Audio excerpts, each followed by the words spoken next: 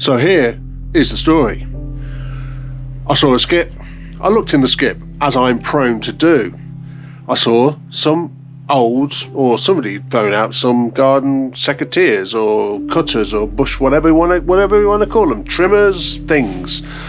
And somehow this little spark in my head went, "Oh, Jeff, you can make some noise for your workshop out of them."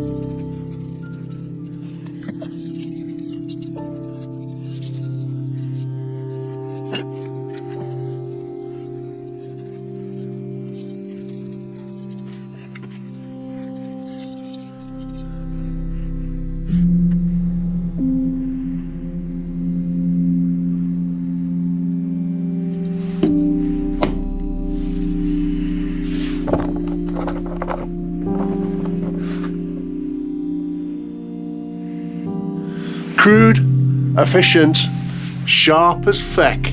Knives just for my workshop, just to chop a few things, nothing fancy. They will never win a competition, but they're exactly what I imagined when I saw the thing in the skip. And I like it when that happens. I just can't take talking to the camera seriously. I mean, God, I turn into an arse every time I do it. Oh well.